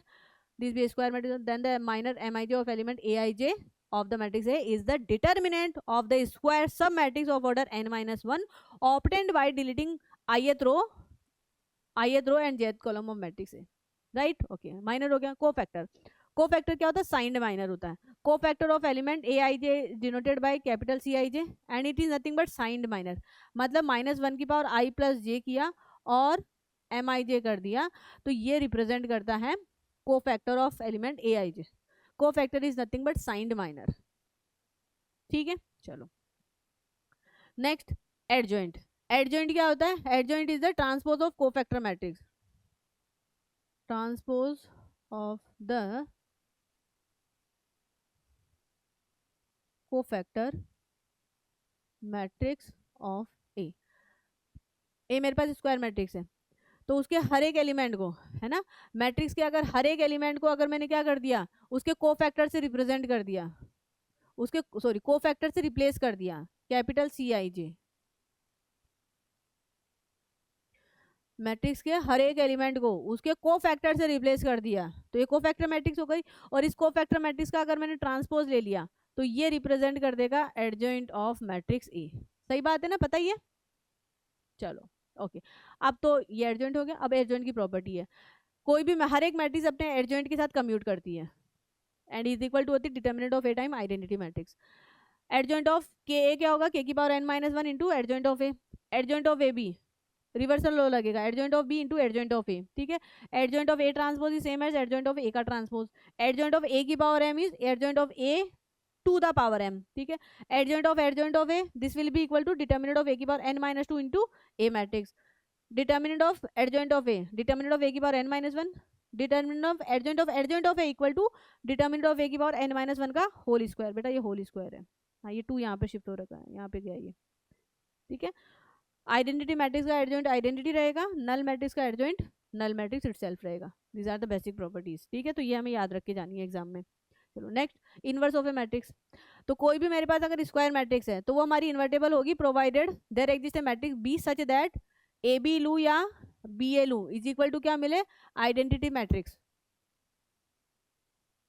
ठीक है। तो इस प्रकार से अगर मुझे मिल रहा है तो ये मैट्रिक्स ए जो रहेगी वो इन्वर्टेबल कहलाएगी, और जो बी है उसका इन्वर्स रहेगा, मतलब ए मैट्रिक्स का इन्वर्स जो है वो बी मैट्रिक्स रहेगी। और इस ए मैट्रिक्स का इन्वर्स निकालने के लिए फॉर्मूला है adjoint of A divided by determinant of A, that is a B matrix is equal to adjoint of A divided by denominator sorry determinant of A. तो इस फॉर्मूला के थ्रू हम लोग मैट्रिक्स का इन्वर्स निकाल सकते हैं, ठीक है guys. Now these are the properties of inverse matrix. Inverse किसी मैट्रिक्स का अगर एग्जिस्ट कर रहा है तो हमेशा यूनिक होगा। A inverse A is equal to identity रहेगा हमेशा। A inverse to the inverse लिया तो मैट्रिक्स इटसेल्फ मिलेगा। A B to the inverse B inverse A inverse, reversal law लगता है यहाँ पर, ठीक है। स्पेसिफिक 2x2 की मैट्रिक्स है, ठीक है। तो इसका एडजॉइंट अगर निकालना है तो क्या करते हैं, डायगोनल एलिमेंट को तो इंटरचेंज करते हैं, नॉन डायगोनल एलिमेंट के साइन चेंज कर देते हैं। तो इसका इनवर्स क्या हो जाएगा, adjoint divided by determinant provided determinant should not be equal to 0, right. चलो आगे बढ़ते हैं। A transpose to the inverse is same as A inverse to the transpose. A inverse का determinant is 1 upon determinant of A की power K to the inverse is same as A inverse to the power के। ए अगर मेरे पास diagonal matrix है जिसका determinant not equal to 0, तो इसका inverse क्या होगा, डायगोनल एलिमेंट्स का केवल रेसिप्रोकल ले लेंगे, ठीक है। A B C are square matrix of the same order and A is non singular. Non singular matrix है मतलब determinant of A not equal to 0 है, determinant of A not equal to 0 मतलब A inverse exist कर जा रहा है। A inverse exist कर जा रहा है तो बेटा ये कैंसिलेशन लो होल्ड हो जाता है, ठीक है। तो ये कैंसिलेशन लो होल्ड हो जाता है, ठीक है। चलिए जी आगे बढ़ो। Okay, now system of equation solution of system of equation by matrix method. अच्छा, तो यहाँ पर हमें देखना है कि कब हमारे पास सिस्टम कंसिस्टेंट होगा और कब हमारे पास सिस्टम इनकंसिस्टेंट होगा। ठीक है, तो सबसे पहले में तो मैंने लिया A x is equal to B, मतलब ये जो है ये मेरा कैसा सिस्टम है, ये मेरा नॉन होमोजीनियस सिस्टम है। नॉन होमोजीनियस सिस्टम है मतलब ये बी जो है वो नॉट इक्वल टू जीरो है। ठीक है, तो ये सिस्टम है, ये कंसिस्टेंट कब होगा। अब यहाँ पर मुझे देखना होगा डिटर्मिनेंट ऑफ कोएफिशिएंट मैट्रिक्स। अगर determinant of coefficient matrix not equal to zero होता है, नॉट इक्वल टू जीरो है मतलब ए इनवर्स एग्जिस्ट कर जा रहा है, ए इनवर्स एग्जिस्ट कर जा रहा है, तो ये सिस्टम कंसिस्टेंट होगा और इनफैक्ट इसका यूनिक सोल्यूशन रहेगा। And that unique solution x is equal to A inverse B, इसके थ्रू गिवन जाएगा। बट अगर डिटर्मिनेंट ऑफ ए अगर जीरो आ जाता है, determinant of A equal to zero आ जाता है, तो ये सिस्टम कंसिस्टेंट भी हो सकता है, इनकंसिस्टेंट भी हो सकता है। अब कंसिस्टेंट कब होगा, अगर adjoint of A into B, adjoint of A into B लिया, अगर वो भी नल मिल रहा है, नल वेक्टर मिल रहा है मेरे को। ठीक है, तो सिस्टम ऑफ इक्वेशन जो रहेगा वो सिस्टम हमारा कंसिस्टेंट होगा, मतलब उसके सॉल्यूशंस तो मिलेंगे but infinite number of solutions मिलेंगे, यूनिक सॉल्यूशन नहीं मिलेंगे। जबकि डिटर्मिनेंट जीरो हो रहा है और adjoint of A into B, ये मेरे को नॉन जीरो मैट्रिक्स मिल रही है। ठीक है, कॉलम मैट्रिक्स रो मैट्रिक्स जो भी है, ठीक है, वो मिल रही है। देन सिस्टम ऑफ इक्वेशन क्या रहेगा, इनकंसिस्टेंट रहेगा, मतलब इट हैज नो सॉल्यूशन। जबकि अगर मैं होमोजीनियस सिस्टम की बात करती हूँ, होमोजीनियस सिस्टम ऑफ इक्वेशंस की बात करती हूँ, मतलब ये राइट हैंड साइड बी क्या आ रहा है, जीरो आ रहा है, तो ये सिस्टम ऑलवेज कंसिस्टेंट रहता है, ये सिस्टम ऑलवेज कंसिस्टेंट रहता है, मतलब इसका सॉल्यूशन तो हमेशा एग्जिस्ट करता है। अब अगर कोएफिशिएंट मैट्रिक्स का determinant not equal to zero है, तो ये सिस्टम कंसिस्टेंट तो होगा ही, साथ के साथ इसका यूनिक सॉल्यूशन होगा, वो यूनिक सॉल्यूशन क्या होगा, ट्रिवियल सॉल्यूशन होगा, दैट इज जीरो सॉल्यूशन होगा।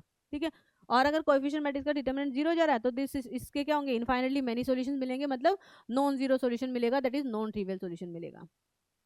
तो ये है। ठीक है, चलो तो नेक्स्ट अब हम लोग चैप्टर 5 की बात करते हैं। ठीक है, चैप्टर 5 है हमारा कॉन्टिन्यूटी एंड डिफरेंशियबिलिटी, यही है। इसमें लिमिट को मैंने ऐड किया है क्योंकि continuity is all about the limit. अगर लिमिट ही नहीं पता है अगर हमें कैसे इवेल्यूएट करना है, तो अब तो हम कॉन्टिन्यूटी के बारे में कुछ बोल नहीं सकते हैं। ठीक है, ओके। तो यहाँ पर लिमिट की मैं बात करूँ, left hand limit, right hand limit, भाई किसी भी फंक्शन की अगर सपोज करो किसी ए पॉइंट पर अगर मुझे लिमिट निकालनी है, मतलब मुझे इसकी बात करनी है। ठीक है, तो एक्स मेरा ए पर अप्रोच कर रहा है, तो हमें मुझे पता है यहाँ पर अगर ए पॉइंट है नंबर लाइन पर, तो एक्स अगर ए पर अप्रोच कर रहा है, तो एक्स ए पर लेफ्ट साइड से भी अप्रोच कर सकता है और एक्स ए पर राइट साइड से भी अप्रोच कर सकता है। राइट, लेफ्ट साइड से भी अप्रोच कर सकता है और राइट साइड से भी अप्रोच कर सकता है। तो जब भी लिमिट की बात करी जाती है, दैट मीन्स हमें left hand limit right hand limit दोनों की बात करी जाती है। तो लिमिट का एग्जिस्टेंस तब होगा जब left hand limit right hand limit दोनों की दोनों इक्वल हो जाती है। राइट, पता है ना ये हमें, हाँ। तो वही लेफ्ट हैंड लिमिट की बात करते हैं, ये तो आ गई लेफ्ट हैंड लिमिट, इसके लिए ये नोटेशन है, ये या ये they are the part of notation. और लेफ्ट हैंड लिमिट और राइट हैंड लिमिट दोनों को with the help of H हम लोग देखते हैं।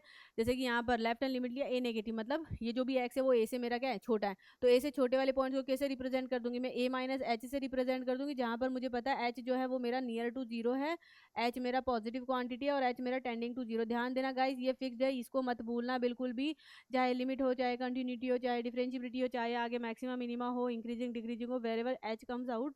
ठीक है, तो एच हमेशा फिक्स रहेगा कि पॉजिटिव नंबर होता है, ग्रेटर नियर टू जीरो होता है। ठीक है, पॉजिटिव नंबर होता है, नियर टू जीरो होता है, लिमिट और इनके केस में एच मूविंग टू जीरो रहता है ऑलवेज। राइट, तो ए एच मेरा एक पॉजिटिव क्वांटिटी, ए में से अगर मैं एच एक पॉजिटिव क्वांटिटी को अगर सब्ट्रैक्ट कर दूंगी, तो ए माइनस एच वाले जो भी पॉइंट है वो ए के लेफ्ट में राइट करेंगे। राइट, और अगर ए प्लस एच अगर मैं कर देती हूँ, तो ए में एक पॉजिटिव क्वांटिटी को मैं ऐड कर रही हूँ, मतलब ए प्लस एच जो होगा वो ए के राइट में लाई करेंगे। राइट, ये कॉन्सेप्ट होता है। हाँ, तो यहाँ पर लेफ्ट हैंड लिमिट को लेते हैं हम, एक्स को रिप्लेस कर देते हैं ए माइनस एच से, तो यहाँ पर ये लिमिट हम लोग इवेल्यूएट करते हैं H tending to zero. Right, और राइट हैंड लिमिट की बात करते हैं, तो यहाँ पर एक्स को रिप्लेस कर देते हैं ए प्लस एच से और इस लिमिट को इवेल्यूएट हम कर लेते हैं। राइट, अब ये left hand limit right hand limit है, लिमिट को इवेल्यूएट करने के लिए there are several method. First method हमारा होता है डायरेक्ट सब्स्टिट्यूशंस। ठीक है, मतलब H equal to zero put कर दो, डायरेक्ट सब्स्टिट्यूशन से अगर फाइनाइट क्वांटिटी मिल रही है, इनडिटर्मिनेट फॉर्म नहीं मिल रही है, तो डायरेक्ट सब्स्टिट्यूशन काम कर जाएगा।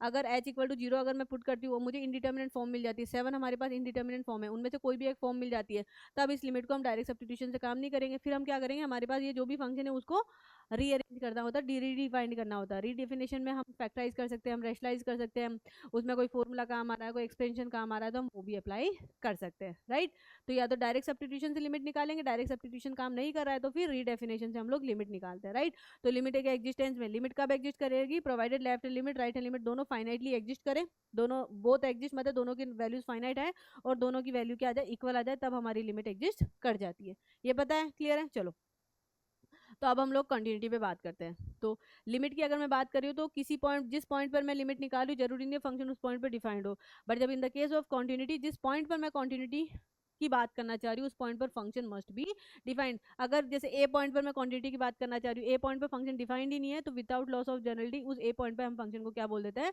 डिसकंटिन्यूअस बोल देते हैं। ठीक है गाइस, चलो, तो फिलहाल यहाँ पे continuity of a function at A point की मैं बात कर रही हूँ, continuity of a function at A point.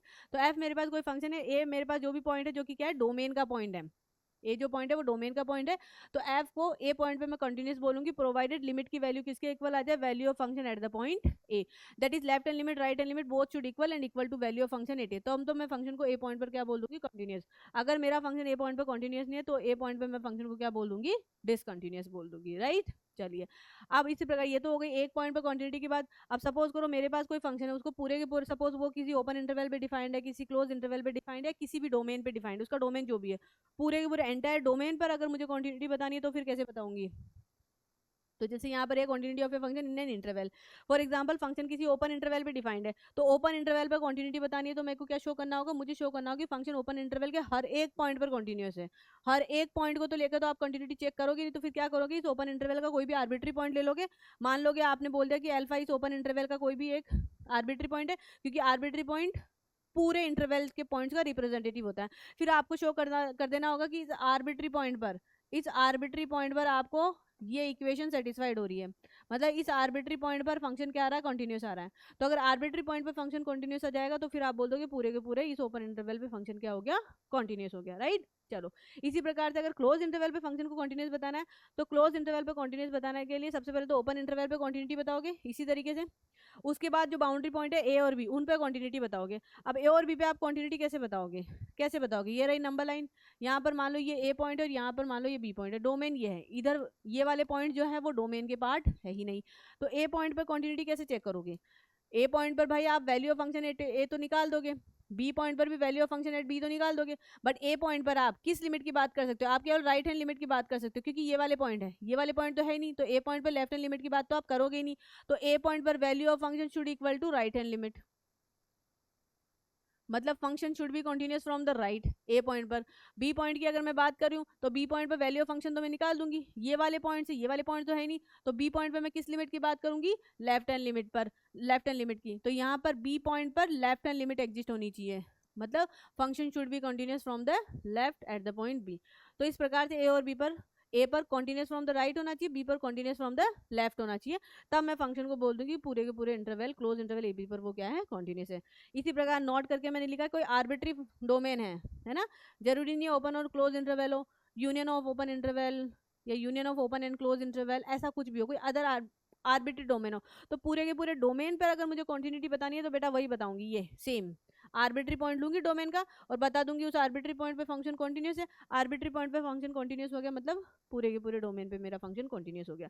तो इस प्रकार से फंक्शन की कंटिन्यूटी इन एन डोमेन हम बताएंगे। चलो नेक्स्ट अब डिसकंटिन्यूटी ऑफ ए फंक्शन। चलो तो यहाँ पर देखो डिसकंटिन्यूटी, तो कोई भी फंक्शन किसी पॉइंट पर अगर कंटिन्यूस नहीं है तो डिसकंटिन्यूस हो जाता है। डिसकंटिन्यूटी के यहाँ पर कुछ वेज है, देयर आर सेवरल वेज। जैसे सपोज करो कि ए पॉइंट पर फंक्शन डिसकंटिन्यूट है, तो या तो ए पॉइंट पर फंक्शन डिफाइंड ही नहीं है तो भी मैं डिसकंटिन्यूस बोल दूंगी। ए पॉइंट पर left hand limit right hand limit दोनों एग्जिस्ट करी बट दोनों इक्वल नहीं है, तब मैं फंक्शन को डिसकंटिन्यूस बोल दूंगी। या तो लेफ्ट हैंड लिमिट या राइट हैंड लिमिट या दोनों ही एग्जिस्ट ही नहीं कर रही है या फिर उनकी वैल्यू इन्फिनिटी माइनस इन्फिनिटी मिल रही है तो भी फंक्शन डिसकंटिन्यूस हो जाएगा। Left hand limit right hand limit दोनों एग्जिस्ट कर रही है, इक्वल भी है but not equal to value of function, मतलब ये वाला केस मिल रहा है तो भी मैं फंक्शन को क्या बोल दूंगी, डिसकंटिन्यूस बोल दूंगी। तो इनमें से कोई भी केस रहेगा तो हम अपने फंक्शन को क्या बोल देंगे, डिसकंटिन्यूस बोल देंगे। चलो अब यहाँ पे टाइप्स ऑफ डिसकंटिन्यूटी आती है, ठीक है। तो टाइप्स ऑफ डिसकंटिन्यूटी में एक तो होती है रिमूवेबल डिसकंटिन्यूटी और एक होती है non removable discontinuity. Removable discontinuity में देखो दो केस रहेगा कि या तो F at A not defined हो, या तो F at A not defined हो, या फिर ये वाला left hand limit right hand limit दोनों इक्वल हो, फाइनाइटली एग्जिस्ट करे, दोनों इक्वल हो but not equal to value of function हो, not equal to value of function हो। तो ये वाला केस आया या ये वाला केस आया तब तो ये डिसकंटिन्यूटी रहेगी रिमूवेबल डिसकंटिन्यूटी, मतलब इस डिसकंटिन्यूटी को आप रिमूव कर सकते हो। कैसे रिमूव कर दोगे भाई, left hand limit right hand limit दोनों इक्वल है तो इनकी कोई ना कोई वैल्यू आ रही होगी, मान लो एल आ रही होगी, तो हम फंक्शन को ए पॉइंट पर रीडिफाइंड कर देंगे, ए पॉइंट पर वैल्यू ऑफ फंक्शन को ले लेंगे एल, तो फंक्शन ए पॉइंट पर क्या हो जाएगा, कंटिन्यूस हो जाएगा।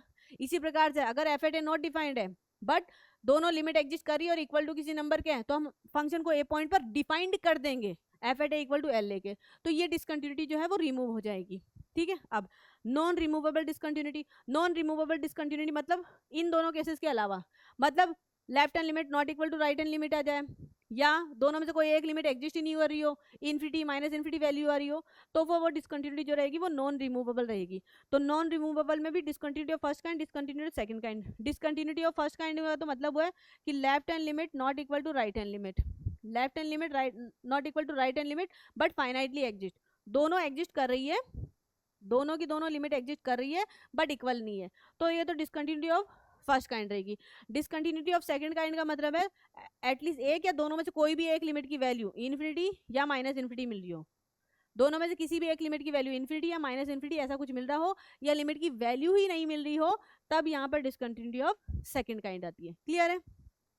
चलिए आगे बढ़ते हैं। फंडामेंटल थ्योरम ऑफ कॉन्टिन्यूटी या फिर एल्जेब्रा ऑफ कॉन्टिन्यूटी की हम algebra of continuity, algebra of continuity. Algebra of continuity से मतलब है कि अगर दो फंक्शन किसी पॉइंट पर कॉन्टिन्यूस है या किसी डोमेन में कॉन्टिन्यूस है, ठीक है, तो उन दोनों फंक्शन का सम, उन दोनों फंक्शन का डिफरेंस, उन दोनों फंक्शन का प्रोडक्ट, उन दोनों फंक्शन का डिवीजन, उन स्केलर मल्टीपल, ये सारे के सारे फंक्शन भी क्या होंगे उस पॉइंट पर या उस डोमेन में क्या होंगे कॉन्टिन्यूस रहेंगे, जिन पर एफ और जी है। ठीक है, क्वेश्चन फंक्शन के लिए हमें पता होना चाहिए कि denominator function should not B zero, बस। ठीक है, तो ये है कि मतलब दो फंक्शन अगर कॉन्टिन्यूस है तो इस टाइप के उनके composition, sum, difference, product, division, scalar multiple, ये सब भी क्या होंगे कॉन्टिन्यूस होंगे। ठीक है, इसी प्रकार से अगर एफ कॉन्टिन्यूस है अपने डोमेन में तो मोड फंक्शन भी कॉन्टिन्यूस होगा, एफ कॉन्टिन्यूस है अपने डोमेन में तो 1/f भी कॉन्टिन्यूस होगा अपने डोमेन में, बट डोमेन के उन पॉइंट्स को हमें निकाल देना होगा जिस पर डिनोमिनेटर जीरो हो रहा होगा। ऑब्वियस सी बात है, जिन पॉइंट पर फंक्शन जीरो हो रहा होगा वो पॉइंट तो 1/f के डोमेन में ही नहीं होंगे, उनको निकाल देना होगा। ठीक है, अच्छा, तो ये है एल्जेब्रास, बट इनका कन्वर्स ट्रू हो जरूरी नहीं है। फॉर एग्जांपल इन तीनों का कन्वर्स ट्रू हो जरूरी नहीं है, कि मतलब कोई ओरिजिनल फंक्शन, मान लो कोई कैपिटल एफ फंक्शन है, मान लो कोई कैपिटल एफ फंक्शन है, वो किसी पॉइंट पर कॉन्टिन्यूस है और इस कैपिटल एफ फंक्शन को आप एफ प्लस जी फॉर्म में देख पा रहे हो, एफ माइनस जी फंक्शन फॉर्म में देख पा रहे हो, एफ इंटू जी फॉर्म में देख पा रहे हो, या एफ बाई जी फॉर्म में देख पा रहे हो। मतलब इसको आप sum of two term, difference of two term, product of two term या डिवीजन ऑफ टू टर्म में देख पा रहे हो, मतलब आप स्मॉल एफ और स्मॉल जी को आइडेंटिफाई कर पा रहे हो, जस्ट मान लो। तो कैपिटल एफ फंक्शन किसी पॉइंट पर कंटिन्यूअस है तो जरूरी नहीं है ये इंडिविजुअल फंक्शंस भी उन पॉइंट्स पर कंटिन्यूअस होंगे। आगे बात समझ में, आगे बात समझ में। ठीक है, तो स्मॉल एफ और स्मॉल जी अगर कॉन्टिन्यूअस है तो उनके सम, डिफरेंस, प्रोडक्ट, डिवीजन ये सब कॉन्टिन्यूअस होंगे। बट अगर मेरे पास कोई फंक्शन है जो कि इनमें से किसी फॉर्म में अगर आ रहा है, ठीक है, तो अगर ये फंक्शन किसी पॉइंट पर कंटिन्यूअस है तो जरूरी नहीं है इंडिविजुअल फंक्शन उस पॉइंट पर कंटिन्यूअस हो। आगे बात समझ में क्लियर है? चलो तो ये ध्यान देना। चलो ओके, तो ये कंटिन्यूटी हो गया। नाउ डिफरेंशियबिलिटी की बात करते हैं। ठीक है, डिफरेंशियबिलिटी की बात करते हैं। अच्छा, कंटिन्यूटी में एक चीज और मैं बता दूं, हाँ, कन्वर्स टू हो ये जरूरी नहीं है, बता दिया। हाँ, अब एक चीज और ध्यान देना, मैंने क्लासेस में तो करवाया था, अगर सपोज करो कोई फंक्शन है, उसको दो फंक्शन के सम, डिफरेंस, प्रोडक्ट इनमें मैं देख पा रही हूँ, ठीक है, तो अगर ये अगर एफ और जी है ना ऐसे देख पा रही हूँ, अगर एक फंक्शन कॉन्टिन्यूस है दूसरा फंक्शन डिसकंटिन्यूस है, एक फंक्शन कॉन्टिन्यूस है दूसरा फंक्शन डिसकंटिन्यूस है, तो सम और डिफरेंस तो कभी भी कॉन्टिन्यूस नहीं होगा, वो डिसकंटिन्यूस ही होगा। बट प्रोडक्ट एंड डिवीजन ये हो भी सकता है कॉन्टिन्यूस एंड डिसकंटिन्यूस, जो भी, तो हमें चेक करना होता है। बट अगर दोनों के दोनों फंक्शन किसी पॉइंट पर क्या डिसकंटिन्यूस है, एफ और जी दोनों के दोनों फंक्शन किसी पॉइंट पर डिसकंटिन्यूस है, तो उस केस में सम, डिफरेंस, प्रोडक्ट, डिवीजन ये हो भी सकता है कंटिन्यूस, नहीं भी हो सकता, हमें हमेशा चेक करना पड़ेगा।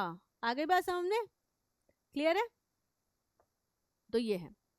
चलिए नेक्स्ट हम लोग बात करते हैं डिविजिबिलिटी की, नेक्स्ट हम बात करते हैं डिविजिबिलिटी की, चलो डिफरेंशियबिलिटी की, सॉरी डिफरेंशियबिलिटी की, क्या डिविजिबिलिटी, डिफरेंशियबिलिटी। तो फंक्शन एफ है is said to be differentiable at the point A in its domain provided ये लिमिट एग्जिस्ट करे, प्रोवाइडेड ये लिमिट एग्जिस्ट करे। वही लिमिट के एग्जिस्टेंस की बात हो रही है, मतलब यहाँ पर लेफ्ट हैंड लिमिट लेंगे, राइट हैंड लिमिट, तो जब इसकी लेफ्ट हैंड लिमिट निकालूंगी, ठीक है, मतलब left hand limit should equal to right hand limit, तो जब लेफ्ट हैंड लिमिट निकालूंगी तो लेफ्ट हैंड लिमिट से हमें लेफ्ट हैंड डेरिवेटिव मिलेगा, राइट हैंड लिमिट से हमें राइट हैंड डेरिवेटिव मिलेगा। तो बात वही है कि फंक्शन किसी पॉइंट ए पर क्या होगा डिफरेंशिएबल होगा, provided left hand derivative should equal to right hand derivative, बस। ठीक है, किसी पॉइंट पर मेरा फंक्शन डिफरेंशिएबल होगा प्रोवाइडेड उस पॉइंट पर left hand derivative should equal to right hand derivative, मतलब this limit should equal to this limit. तो इस प्रकार से हम किसी पॉइंट पर फंक्शन की एक पॉइंट पर फंक्शन की डिफरेंशियबिलिटी देख पाएंगे। चलो नेक्स्ट है differentiability of a function in an interval, जैसे कि कंटिन्यूटी में किया था किसी ओपन इंटरवल पे फंक्शन डिफरेंशिएबल होगा प्रोवाइडेड ओपन इंटरवल के हर एक पॉइंट पर डिफरेंशिएबल हो। अब हर एक पॉइंट पर कैसे डिफरेंशिएबिलिटी चेक करोगे?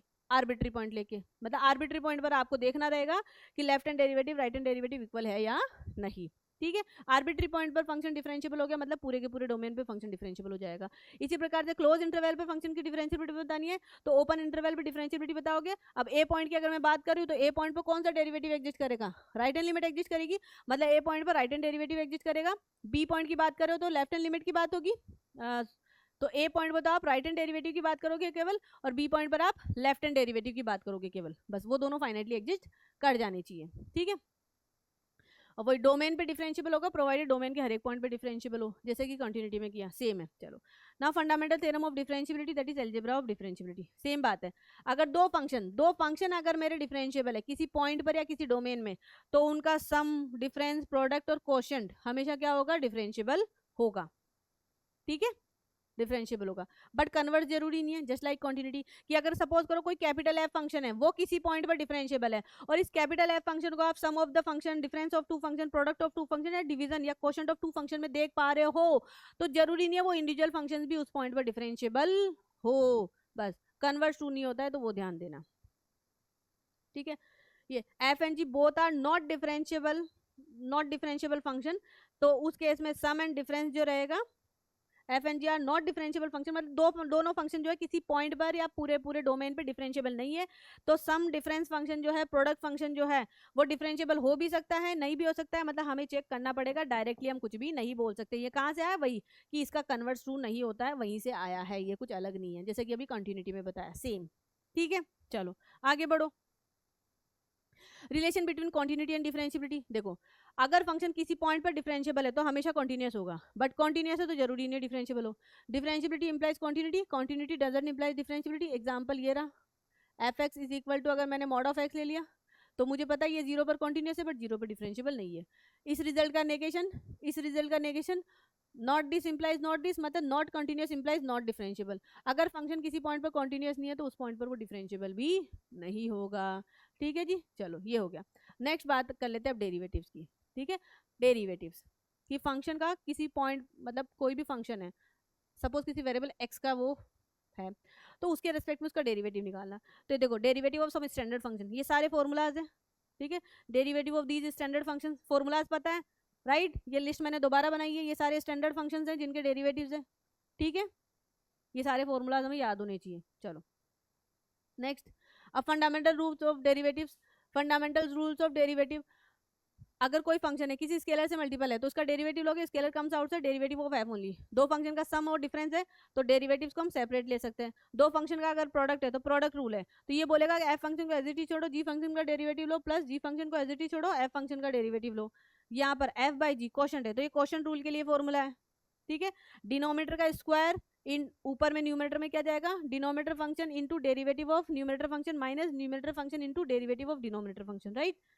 अगर किसी f का जो डेरिवेटिव है फाई है, अब इस f में अगर x को अगर आपने ax प्लस बी से रिप्लेस कर दिया तो डेरिवेटिव सेम ही रहेगा, फाई रहेगा, बट x का जो मल्टीपल है वो हमारे पास a में, x का जो मल्टीपल है वो हमारे पास यहाँ पे प्रोडक्ट में आ जाएगा। जैसे फॉर एग्जाम्पल है ना, फॉर एग्जाम्पल जैसे कि 2x प्लस 1 का होल स्क्वायर, इसका डेरिवेटिव, तो इसका डेरिवेटिव क्या हो जाएगा, 2 टाइम 2x प्लस 1 की पावर 2 माइनस 1, और x का जो मल्टीपल है 2 वो प्रोडक्ट में आ जाएगा।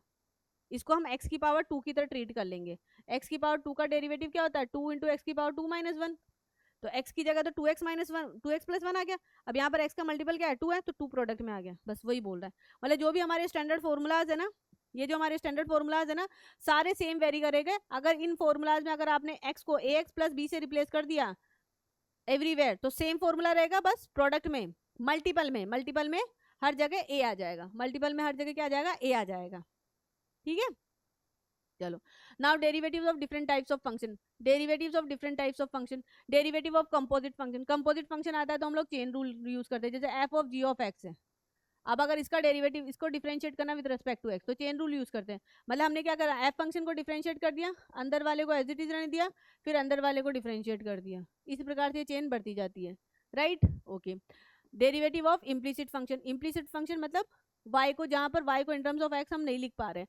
जैसे फॉर एग्जांपल मेरे पास आ रहा है X square plus Y square is equal to या ठीक है, जैसे कि five the function of x Y is equal to 0 है, इसको अगर मुझे डिफरेंशिएट करना है, ठीक है, तो हम लोग इसको with respect to X differentiate कर देंगे, जहां जहां एक्स की टर्म्स आएगी वहां पर तो कर देंगे, जहां पर वाई की टर्म आएगी, जैसे फॉर एग्जांपल वाई स्क्वायर है, अब वाई स्क्वायर को अगर आपको विद रेस्पेक्ट टू एक्स करना है तो आप कैसे डिफरेंशिएट करोगे, भाई Y is the function of X है, तो आप एक्स के रेस्पेक्ट में कर तो पाओगे, तो आप इसको क्या लिख दोगे, आप इसको लिख दोगे 2y divide by D x.